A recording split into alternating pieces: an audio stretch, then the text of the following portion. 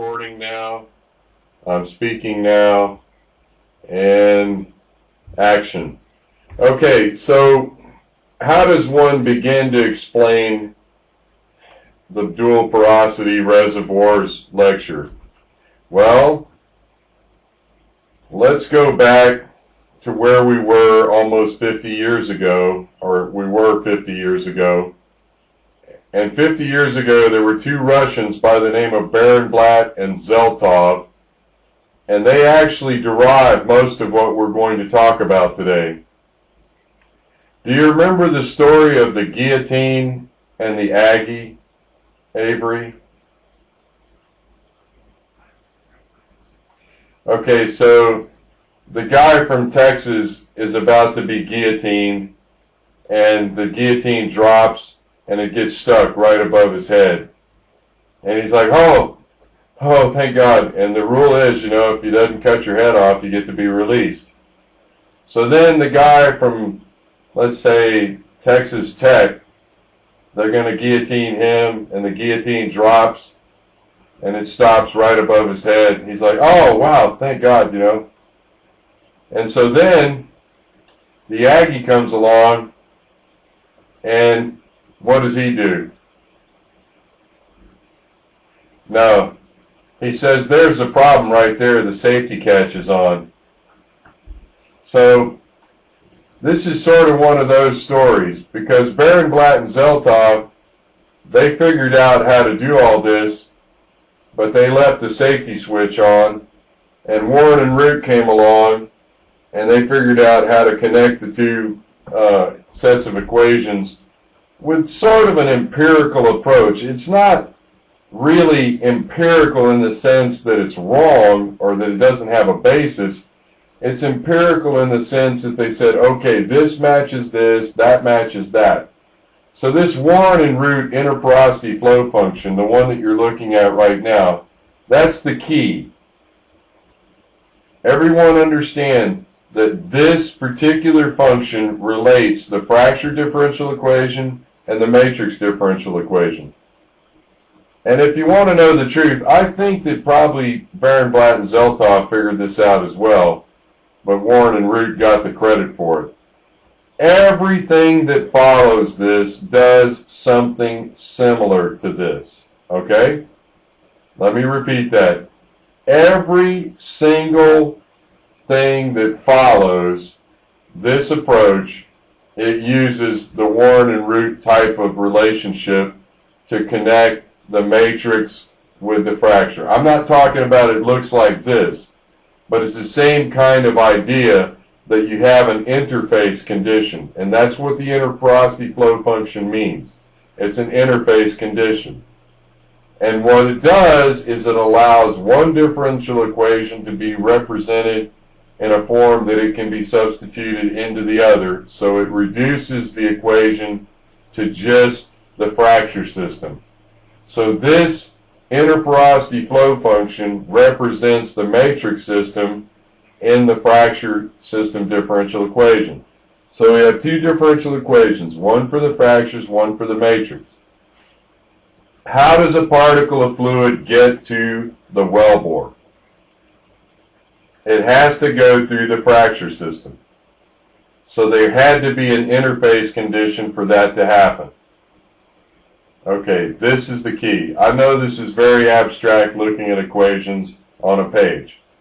The next thing is that Warren and Root did all this in the Laplace domain. Okay? They did this in the Laplace domain. So what do we know about the Laplace domain? Easy to get in, difficult to get out, right? So what does that mean? Now we have this god-awful function, and it's got a numerator and a denominator, and it's inside the Bessel function arguments. What do you think is going to happen? This is not going to end well, right? Except that we have this log approximation form, and what can you do with an argument that's in a log approximation form? You can split it out. So what we do is we assume the log approximation form, and then we break out the U f of u formulation. And we'll go through all the detail on this in a little while. But the real key here is to recognize this is all inside of the Laplace domain. So we're going to have to use a trick or an approximation or a cheat or something to get out of the Laplace domain. Alright, that's one thing. We haven't talked about wellbore storage, and I apologize for that. If I were doing this course over again, I might have put wellbore storage somewhere else. But it fit at the end because it brought everything together. None, N-O-N-E, none of the work that we talk about today has wellbore storage in it. Wellbore storage is just an inner boundary condition where we connect the reservoir with the wellbore, and they're both thought of as tanks. The reservoir is one tank, the wellbore is another tank. So what do you think is going to happen when we add wellbore storage to a solution with this kind of formulation, with this dual porosity reservoir formulation? What's going to happen? Is it going to make it better or worse? It's going to make it worse. And again, we'll talk about that later on. Alright, so we shall proceed down to the next slide, and this is not particularly all that interesting. I will say that you probably need to know that Warren and Root have one kind of model, Duchesne and Naharieta have another kind of model, and then Munch has another kind of model. Without looking at the references, who do you imagine Warren and Root are? Where do they work?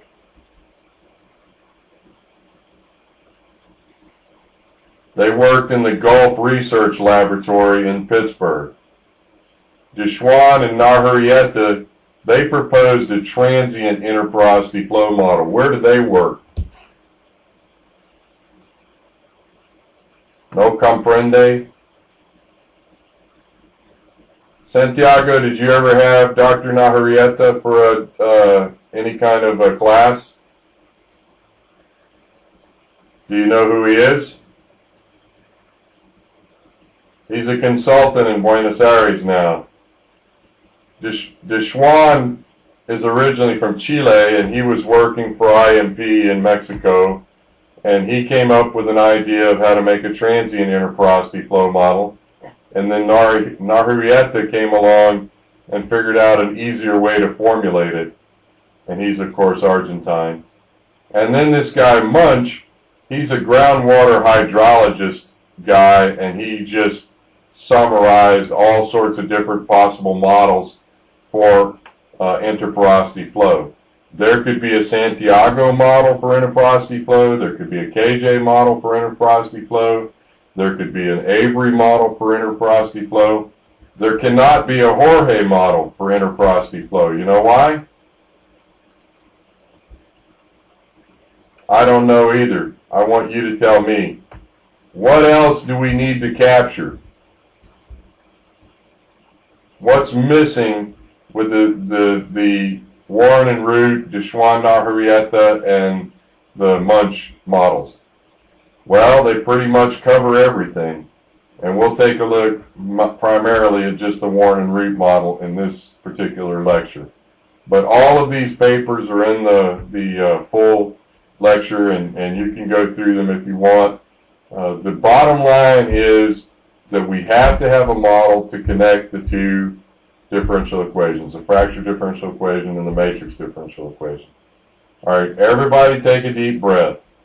The interporosity flow parameter, it's like a ratio between the matrix permeability and the fracture permeability. Does everybody see that? There's an RW squared that's left over, and there's some sort of an empirical matrix block shape parameter, which God only knows what that is. But essentially, it's the ratio of matrix permeability divided by fracture permeability. And of course, you know, there's some other multipliers, so it's not quite that simple. The storativity ratio is what's the porosity, volume, and compressibility of the fracture divided by the porosity, volume, compressibility of the fracture plus the porosity, volume, compressibility of the matrix. So this is actually a measure of how much fluid is stored in the fracture relative to the total volume. That's why it's called the storativity ratio. Okay? And you're all wondering, how the hell did anybody derive this? Well, as usual, it's what was left over. You'll see that when we do the derivation. Okay, any questions about these parameters? We're 10 minutes into the lecture. Is everybody comfortable? Okay, now the easy part. We're going to talk about the pressure behavior in an infinite acting dual porosity naturally fractured reservoir. First thing we're going to look at is what a piece of core looks like. This is a naturally fractured piece of core. This thing's a mess. There's a missing piece. There's a bunch of fractures that are cemented up. How did these fractures occur? Anybody? Okay, there was a tectonic stress. Does rock like to break in compression, or does it like to break in tension? It likes to break in tension, right? So we had to put this rock somehow in tension. And this would be a good example of that tension, of that tensile force. So we bend the beds, we bend the strata, and you can see the rock is shattering. Now the rock has to break in one particular pattern. What pattern is that? And make no mistake, this is a law. It must break how? It must break perpendicular to the least principal stress.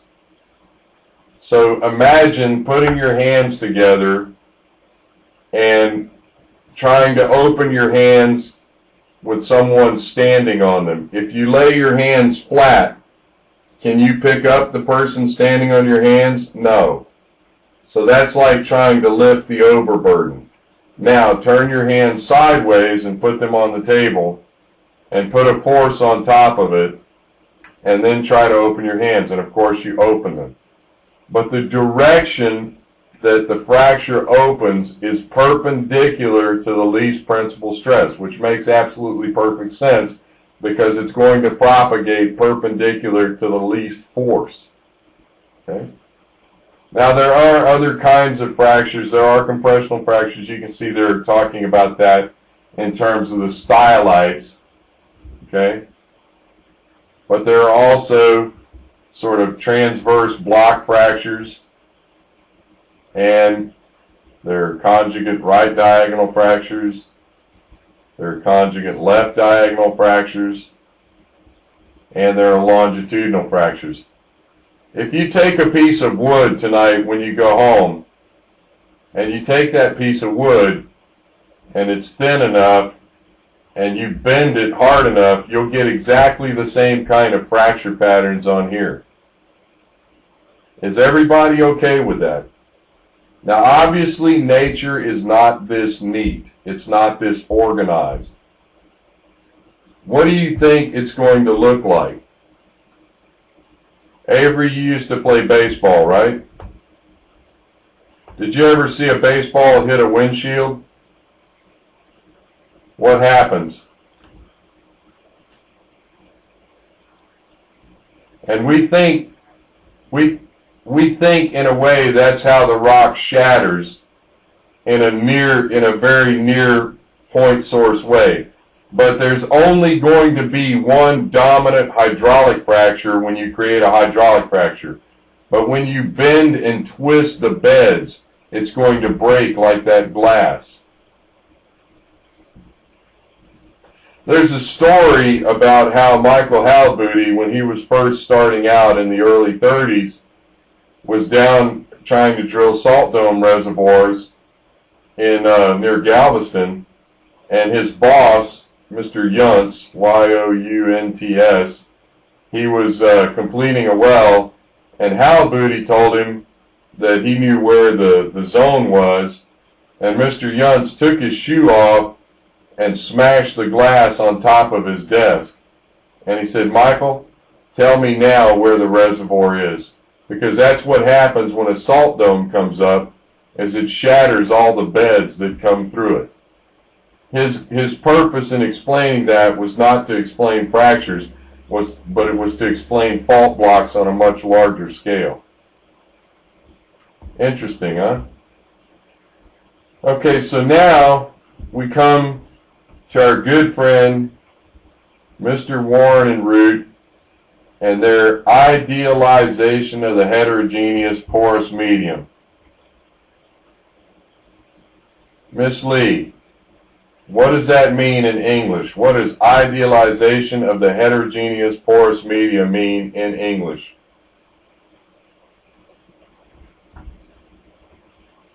She's not listening. Okay, this is the actual reservoir, and this is Warren and Root's model.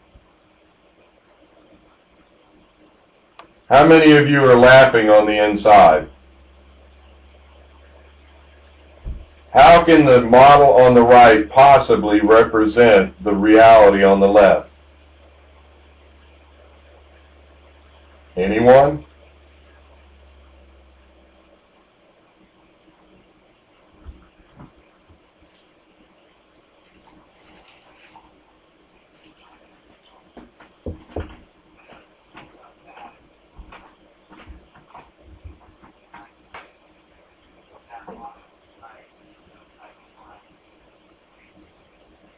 Are these the numbers you're talking about fudging?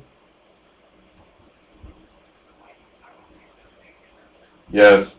No, just lambda and omega. The others are just parts of it. You want to say yes here. Okay, so those are the numbers that you fudge in order to make the actual and the model correspond. So the actual, of course, is field data, and the model is from the model. So lambda and omega are not perfect parameters. We still have porosity and permeability and all these other things, but you're right, lambda and omega are our knobs. On our machine, they're the knobs we can turn. What if the matrix blocks were matchsticks? Would that matter? Matchsticks. What if they were long rectangular parallel pipets instead of blocks?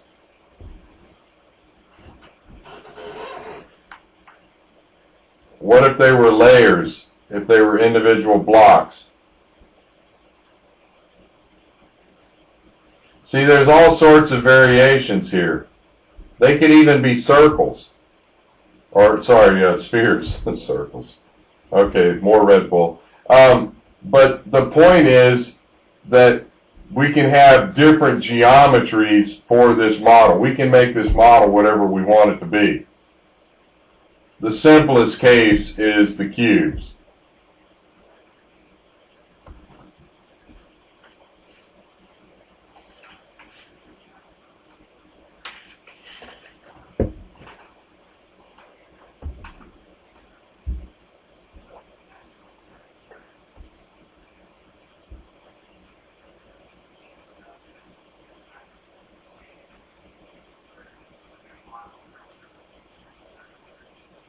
Or every 6 inches, or every 1 centimeter.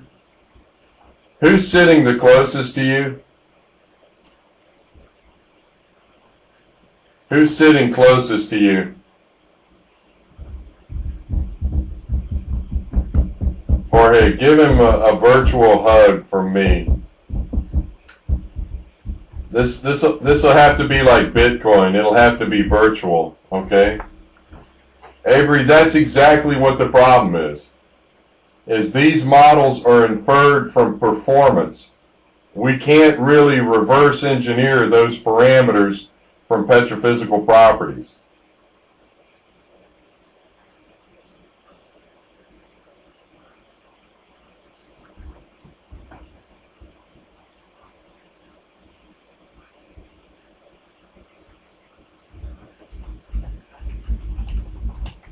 Well, everything we do in reservoir engineering is a proxy model. And this is no different. I mean, Miss Lee is talking about making a dual permeability model rather than a dual porosity model. Miss Lee, explain how would you do a dual permeability model?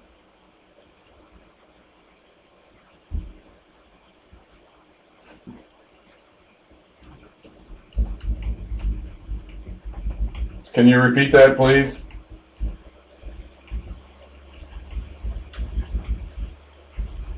Okay, so it would be different than having a storativity ratio. You would actually have a physical reservoir separating each one of these or something like that. Okay, do you see what we're saying, Avery? We're not really, the dual porosity model does not really represent the physical problem on the left, but it's a rough approximation. The dual permeability model won't represent exactly what's on the left, but it's a physical approximation.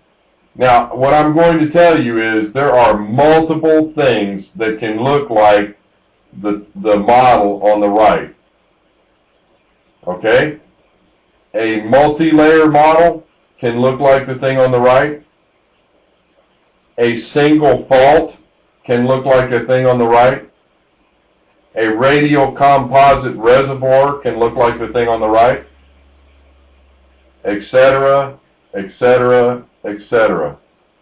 So the way I always approach this is you start with the simplest model and work your way out. This is a simple formulation. It only has two parameters. Now, the question is, should you apply this model where you know it doesn't apply? Should you use this model where you know that the assumptions of this model are not met? As an example, this summer, let's say you work for a company who has a large offshore asset. It is a 100-meter thick, nice beach sand reservoir. Should you use this model for that? Correct. The answer is no. But you will see people do that all the time. Why? Because this model is like a French curve. It has a flex in it, and it will pick up things. It'll pick up artifacts and imperfections in the data. You really have to be careful in applying this model, and thank you for giving me the opportunity to talk about that. We won't really talk about that in this course, but this model is a hand grenade. It is used and abused all the time. Every day, right now, somebody is using this model on a problem they shouldn't be. And again, the multi-layer model looks like this. The faulted reservoir model can look like this. Other types of models as well. Radial composite can look like this. Dual permeability can look like this. They all have their own features, but they can look like this, and it's enough to fool you to thinking that your data represents that. Okay, so if everybody's happy with this particular discussion, I'll move on. Are there any questions? This is absolutely critical. I'm giving you the benefit of my 25 years working on this problem, actually more like 30 now. I thought I understood this problem inside and out, and you don't understand this problem until you derive it. And the derivation is given. I strongly encourage you to go through step by step and rederive this thing. The aha moment is where Warren and Root said, okay, I need a relationship that connects this differential equation in the Laplace domain with this differential equation in the Laplace domain. This is a definition I'm going to use. This is the boundary condition or the condition that I'm going to use. Okay? Now, having said everything I said about the Warren and Root model, forget it. Okay? Because here's the de Schwann model, and here is the Naharieta model. Okay? Both of these guys figured out that there is a repetitive element in the reservoir where you actually have two reservoirs. You have the fracture and you have the matrix. We weren't really treating the fracture as a reservoir. I know the equation says we are, but in reality we weren't really treating the fracture as a reservoir. We were treating it as this mystical conduit between the reservoir and the wellbore. But now we're actually going to treat the fracture and the matrix as a repetitive element sequence. What does that mean, Avery?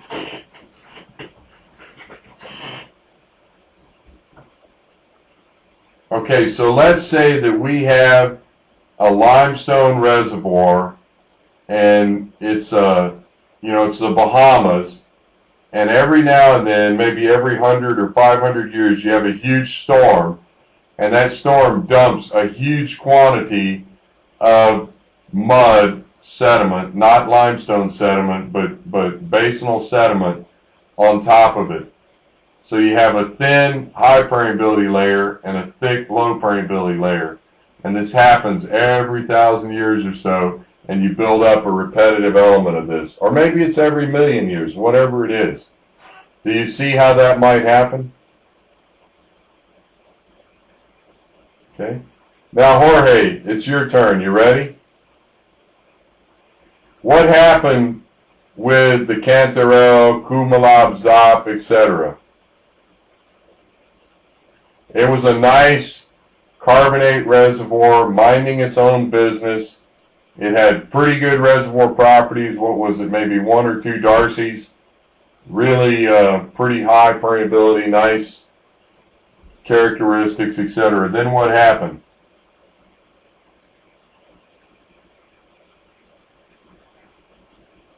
Yeah, but what happened like 65 million years before that?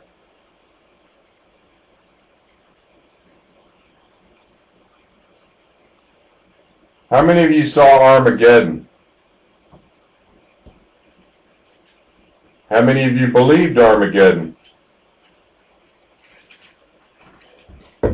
I have a former student who became a petroleum engineer because of the movie Armageddon.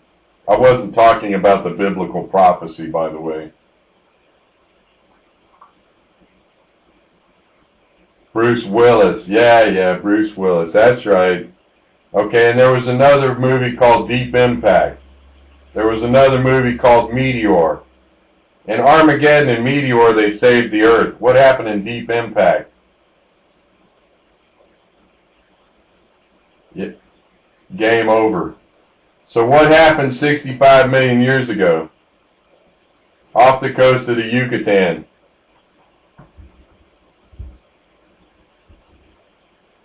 Yeah, do you believe me?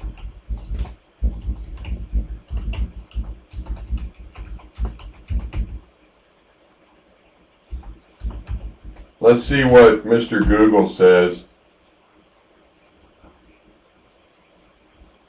Can you see that?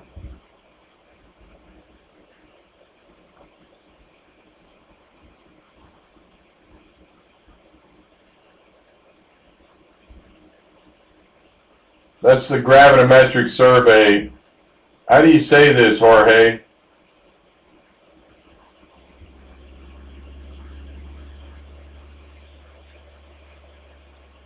How do you say this word? Chisuklub? Whatever you say. Yes, I know it's crater. What's this word? And that's Wikipedia. Everybody's a comedian. Okay? But this is the impact crater that they think happened from that. And what did that impact crater create? Did it create this?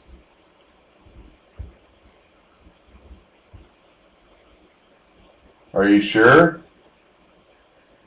Who did these guys work for? IMP. Or maybe it created this?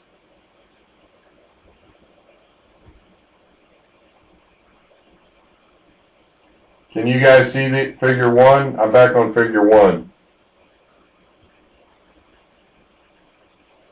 So do you believe this? Or is Tom just blowing smoke? Miss Lee, do you believe this? I know you'll tell me the truth.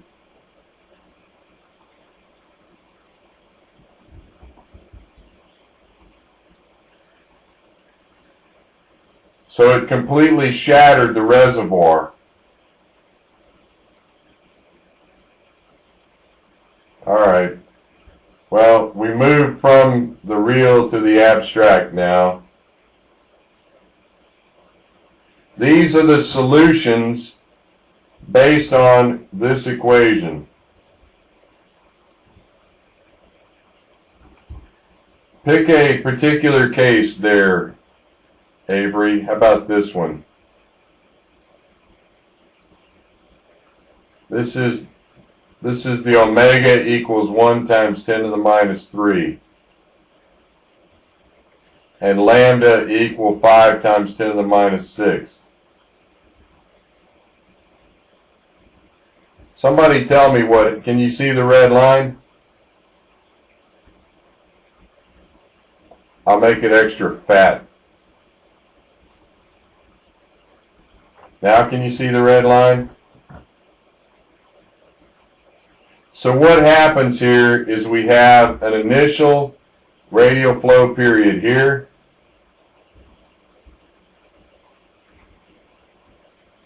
Sorry, I know red on red's not a good idea. What's your favorite color, Miss Lee? Pink? They're not really going to like pink, I don't think, but I'll try it. Okay, so there's pink. That's the initial radial flow.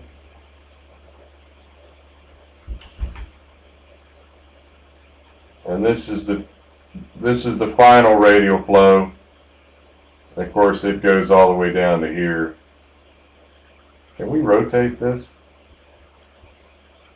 How do you rotate these things? Are we allowed to rotate? That's a good point, Maynard. Okay, so I'm just going to make it really big. There you go. That's the secondary radial flow system. So what is this thing in the middle? And what does transition mean? Smarty pants.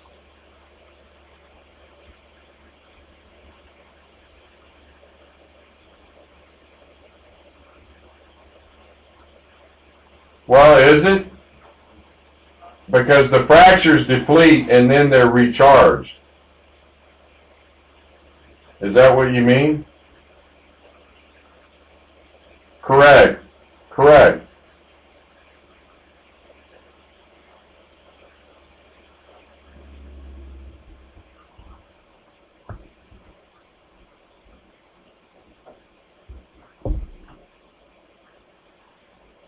Okay. Does everybody believe that?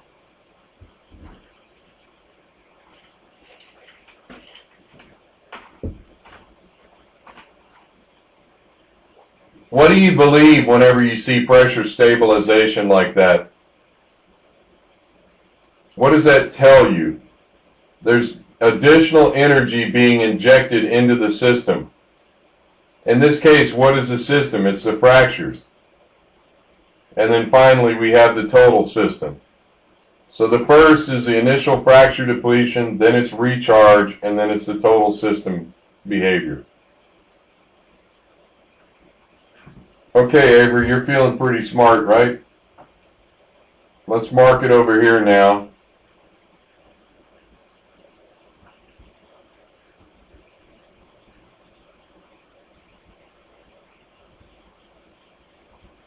Avery, are you sure you want to be a nightclub comedian?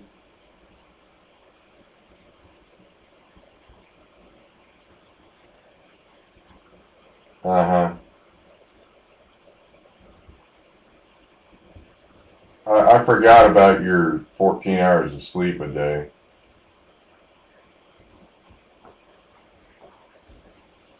Yeah. You and Chico.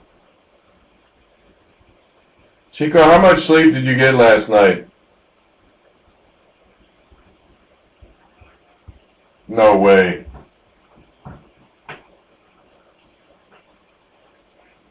Okay, good. So Chico, what's the derivative of a flat line? A horizontal line. Very good. So what's a derivative of a function that's sort of flat multiplied by time? It's still sort of zero. So what you're seeing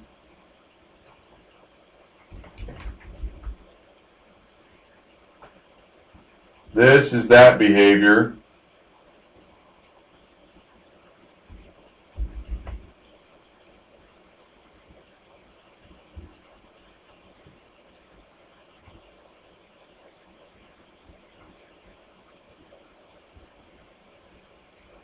That's that behavior. And then ye old blue box is everything in between.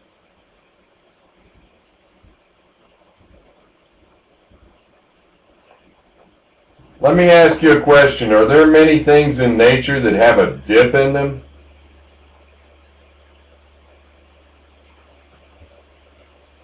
By the way, we're talking here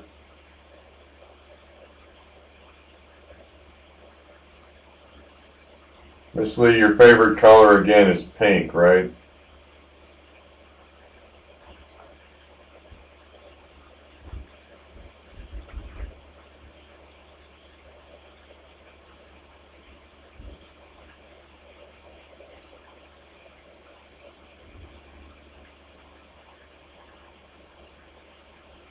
Okay, so that equation corresponds to that. This equation corresponds to this.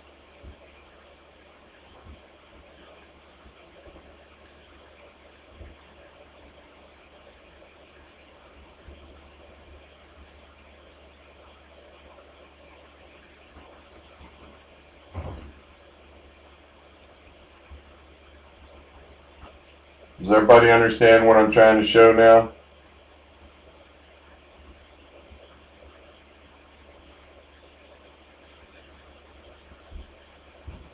Okay, so we have the pressure function and we have the pressure function derivative. If you were to see these features in practice, would this make you feel better or worse?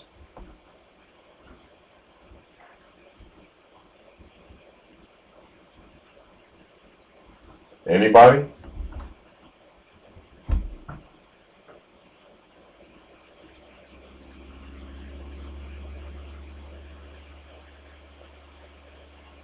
Right, but I mean, if you saw something like the blue box, if you saw a flattening and then you saw this huge dip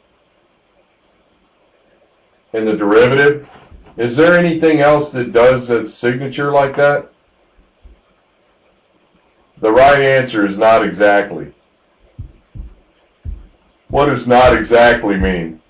Not exactly means no. This dip is very severe.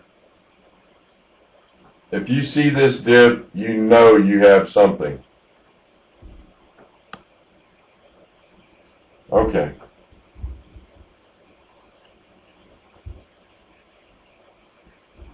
Not unless it were intending to.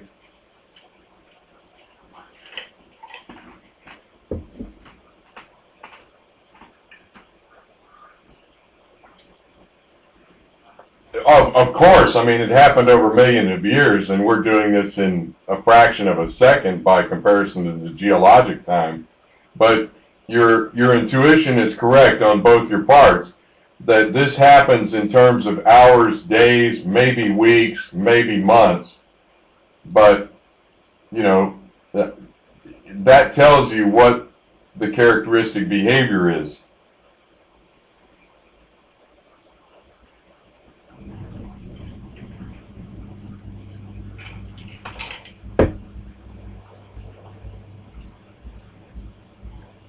Well, you're in the right ballpark. The only thing that looks like this is a dual porosity reservoir. But on the left-hand side, the red thing, that signature can kind of fool you. But the derivative has a very strong signature, and there's nothing like it in the world.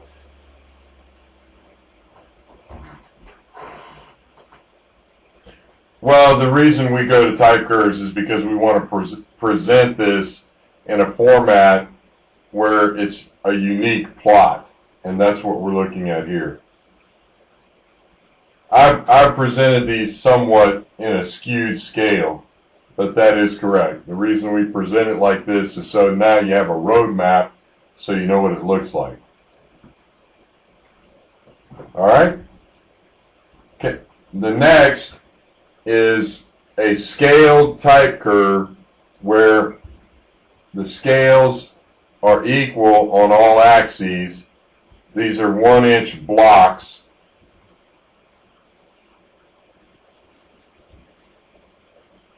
Like this.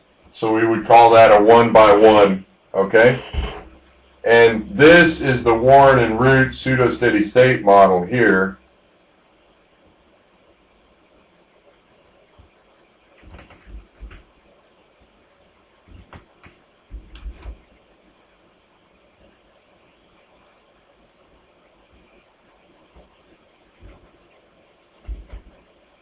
And this is a transient interporosity flow model here.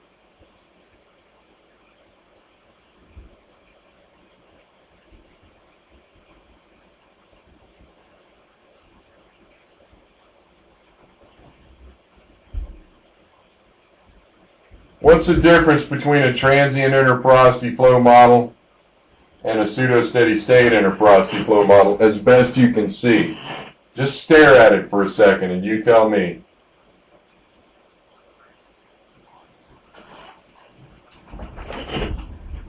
Okay. Thank you for that Rorschach test.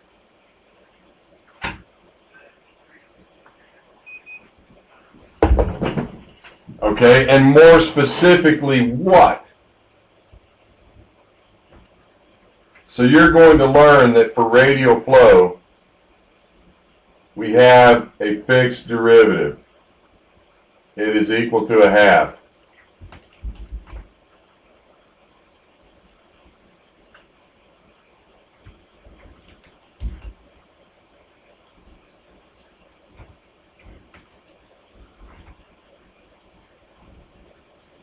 So what's the difference between these two cases? Can you see these lines? I'll make them fatter.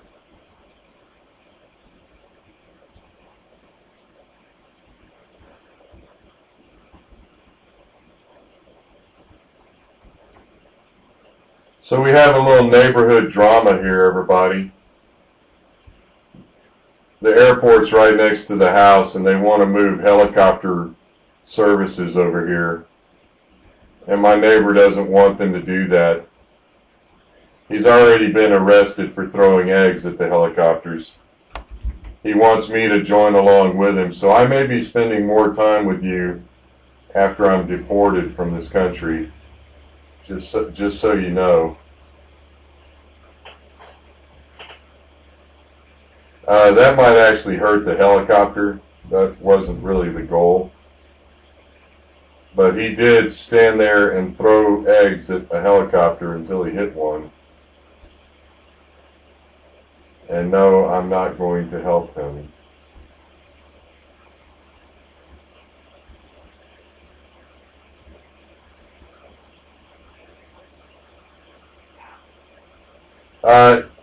Well, you're probably not prepared for what I'm going to say next, but he's a church deacon. So I guess God told him to do it, I guess. I don't know. All right. So here we go. What's that dashed line on the right?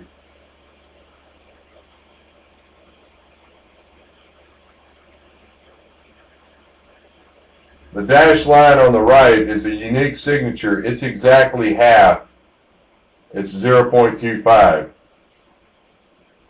Okay? And that happens because this transient interporosity flow model treats the fracture system and the condition in between it as transient radial flow. So you have transient radial flow times transient radial flow, which is a half times a half, which is a quarter. Okay? What's on the left? On the left, it didn't matter. That's not how they model it. They did not consider flow from the matrix to the fracture as transient. They considered it as pseudo-steady state. And pseudo-steady state is a misnomer here. What it's really telling you is that the behavior in this region is due to the recharge being directly proportional to pressure gradient, and here the recharge is related to the transient nature of the slabs or the sticks or the blocks. So these are two fundamentally different conditions that give you a similar behavior at the start, similar behavior at the end, similar behavior at the start, similar behavior at the end, but a completely different transition region. A completely different transition region. And then we have this.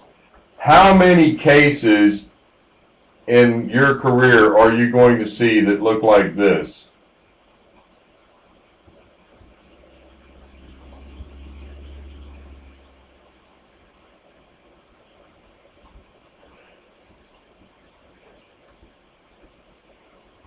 You want to comment? Anyone want to comment? You're not going to see very many of these. Of the one on the right. It's not common at all. And that doesn't disprove the case. It's just saying that the relationship that we assume between the fracture and the matrix system, maybe it's not so straightforward. Maybe it's not pseudo-steady state concept. Maybe it's not transient concept. Maybe it's something in between. And that's what other people are trying to prove. But if you look at performance data, pressures, or whatever, it's going to behave, that is pressure derivative data, it's going to behave more like the one on the left in my experience. Now, there will be some places where it will look exactly like the one on the right.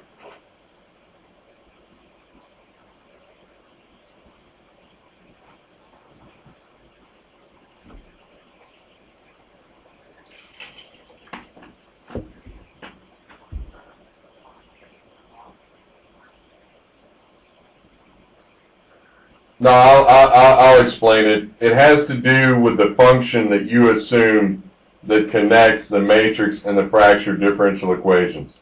That's what all this argument is about. Which is the right connection condition? You know, is it using a water hose to transmit electricity, or is it using, you know, fiber optic, or is it using, well, you can't use fiber optic. Is it a waveguide, or is it, you know, wires? It could be anything. I guess technically, you can't transfer electricity by light, right? But you can by waveguides. Okay, so we're going to move into the derivation now. This is the boring part. So if you weren't asleep, you will be soon. All right. So in this case, we have the system given by Warren and Root. It's on the left. We have a differential equation given for the fracture system, a differential equation given for the matrix system. This is exactly precisely from Petty 620. This is the same diffusion equation or diffusivity equation we've been playing with. Okay? Absolutely no difference. But now we're going to say, hey, here's our conditions. So the flow rate out of the matrix, if you're watching here, the flow rate out of the matrix is given by the rate is equal to the porosity times the compressibility times the derivative of the matrix pressure with respect to the time. That's where the so-called pseudo-steady state comes from. What it's saying is that the rate out of the matrix is assuming that there's this kind of behavior. Okay? It's not right, but it's okay. It's a condition we're imposing on the problem. So the next one is the interface condition. And the interface condition looks an awful lot like what, class? Very good. Give that man a cigar. In this case, the rate is equal to some scaling factor, the matrix permeability divided by the viscosity multiplied by the pressure difference between the matrix and the fracture. Okay? That's their condition. So they're saying that in one case, the rate out of the system is governed by the pseudo-steady state relation, and the other, the rate is governed by this differential between matrix pressure and fracture pressure. What do you think you're going to do?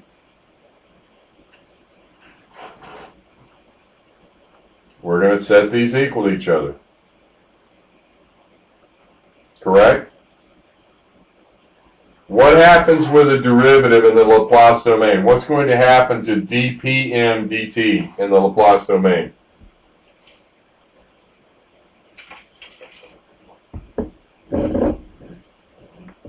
What's it going to become? It's just going to be the function in the Laplace domain multiplied by the Laplace transform parameter, right? So that's going to reduce the complexity.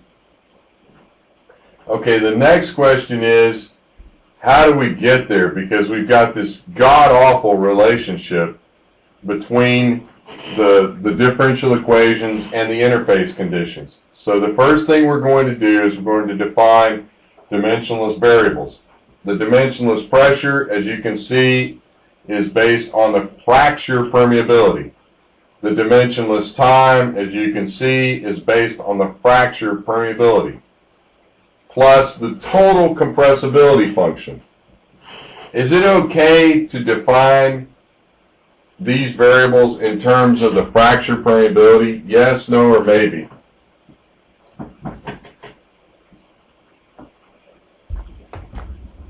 Is it okay to define these variables in terms of the fracture permeability? We can do whatever we want, but the fracture is what's in communication with the wellbore. A particle of fluid has to pass from the matrix to the fracture system to the wellbore, correct? So what does that mean? That means our fracture permeability is the reference permeability for this case. No doubt. So when you calculate the permeability from a well test in a dual porosity system, you are estimating the fracture permeability.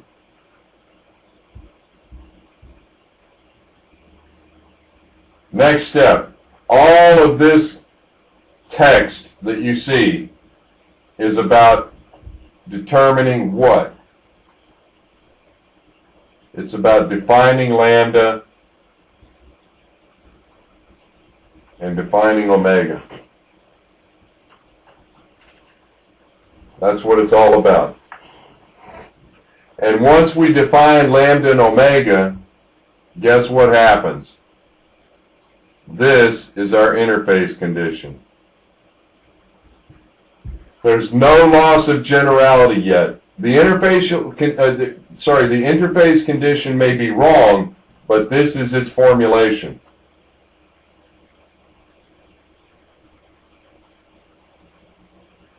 Now, when we work out all the algebra for substituting in the dimensionless variables, we get equation 23. Equation 23 is the pressure equation. So it's the relationship of what? Of a particle of fluid moving through the system being both the matrix and the fracture. And somehow we need to relate equation 23 to equation 14, 15, and 17. Or more specifically, we need to relate equation 17 and equation 23. How do we do that? What's our tool? Who's the French person today? Is it Gautier? Gautier, how do we do this? Okay, Gautier, are you going to get married? Not yet. Okay, so if I were your parent and you came to me and said, how do I get married? I would say, don't, okay? But you're determined to get married. So what I'm going to say is that we have to marry equation 17 and equation 23. Does anyone see the way to do that? I've already told you what it is.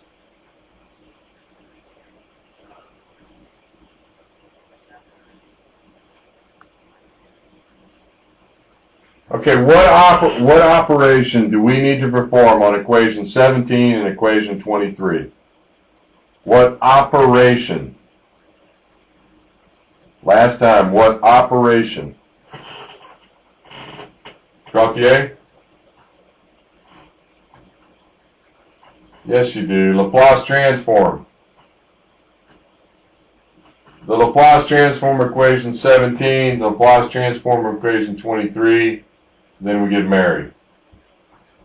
Okay, so we take the Laplace transform of equation 17, we get equation 24. We substitute that into equation 23. Of course, we take the Laplace transform of equation 23. And when we do that, what do we get?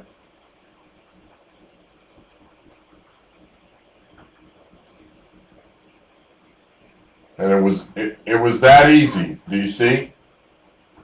Setting this up the way we did, taking the Laplace transform of 17, the Laplace transform of 23, and combining them, we get the interface condition 27.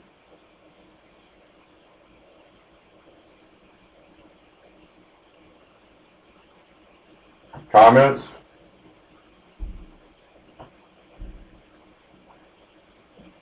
Okay, but what does equation 28 look like?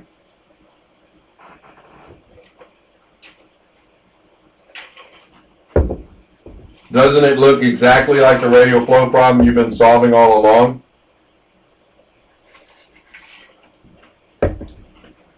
Except that f of u is not equal to 1. If f of u were equal to 1, it would be exactly the same problem you've been working on. Exactly the same problem you've been working on. So what's a quick way to program this or to formulate this? Well, assume f of u is equal to 1, and that gives you what? That gives you the homogeneous reservoir solution. So we go through the steps 29, 30, 31, 32, 33, 34, 35, 36, and all of those are to put it in exactly the same form that we had our previous relationships in. 37, 38. We covered all this in class. Okay, so the final answer is, it looks like equation 41. 41. What's the difference between equation 41 and our previous work, class?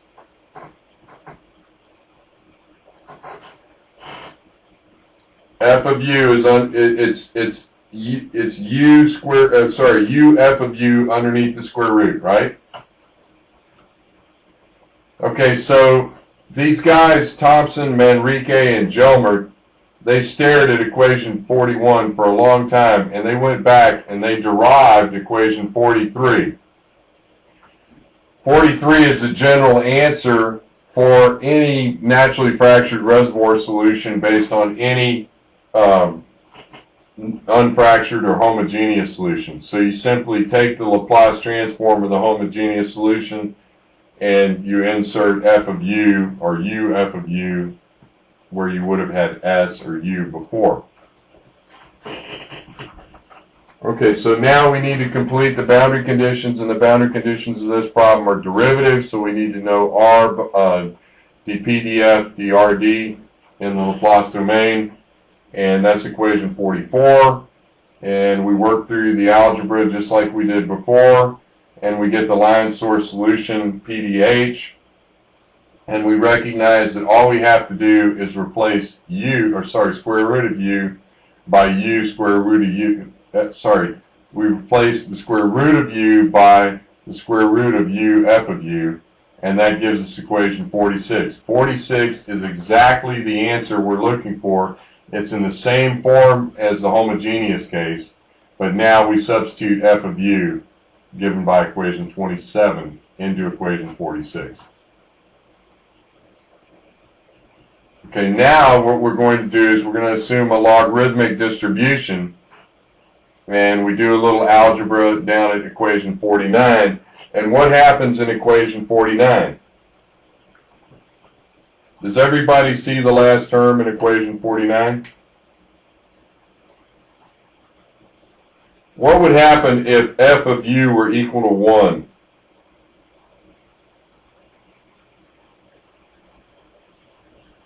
What is the logarithm of 1?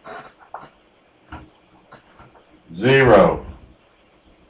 So this is the key, this piece. Okay? So now we're going to isolate the logarithm of f of u, and we're going to expand it out. And when we do that expansion, we get equation 51. And equation 51 is the Laplace domain version of what we were talking about at the start of class. That's the solution for the Warren and Root case in the Laplace domain. And then we have the Laplace transform tables, and we substitute them in. We make some minor changes, and we have equation 53, which is exactly the same as what was published in Warren and Root.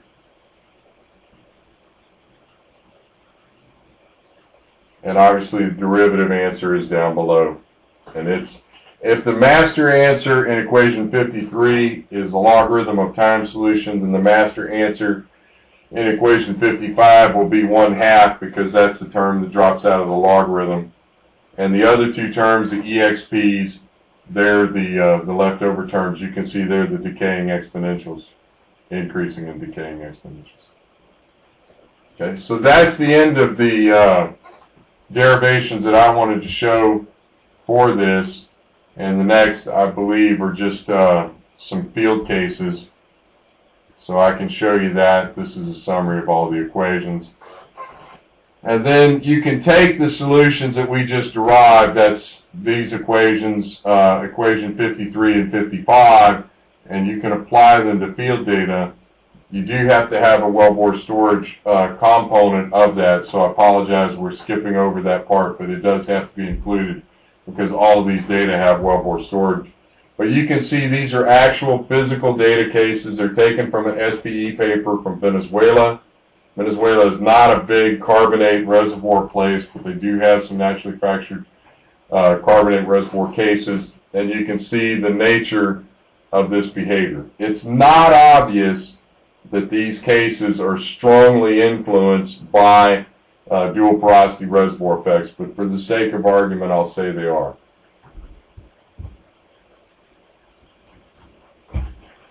The last page shows clearly the Warren and Root dip. Okay, so this Avery, this Jorge, this Santiago, this Miss Lee, this Turpin, and who else was there? Oh, this Gautier. This is what you wanted to see. This is the formulation where the solution actually has a dip in it. And this is real data. It's from the field. It's taken from that SPE paper, and it's matched with a dual porosity model. Now, Avery, if you ask me what do the parameters mean, lambda and omega, I'm going to say they're history match parameters, and there they are. Okay.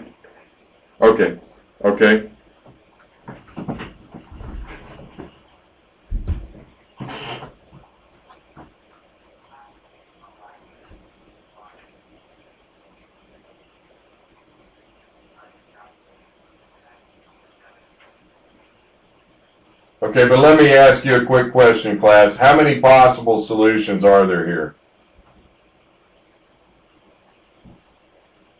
It's not infinite, but it's not going to be, you know, you're not going to have 7 decimal places of accuracy for lambda and omega.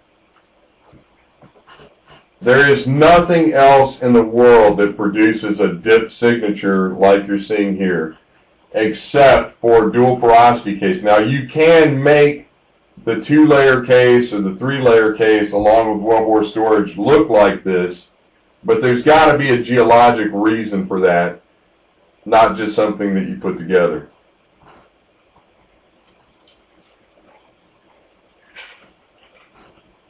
Okay, are there any other questions or concerns about this?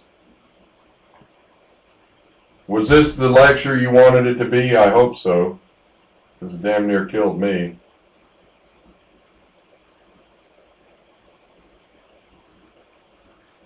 Okay, so tomorrow night I'm going to try to do both convolution and wellbore storage.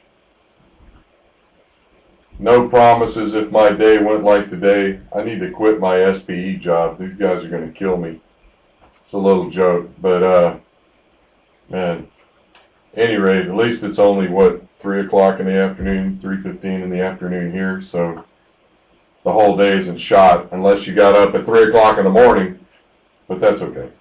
So, everybody's okay with this?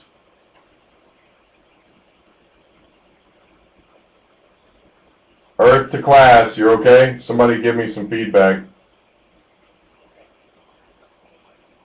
Alright, okay, I'm going to close this out. I'll mount the video as soon as I get some bandwidth, which will probably be in a couple of hours. I'm going to have Turnpond check it because I had some bandwidth problems yesterday, and then I'll let you know it's been mounted. Turnpond, you okay with that? Okay. Alrighty, I'm going to disconnect now, and we will meet again tomorrow night. Everybody have a good evening. Bye-bye.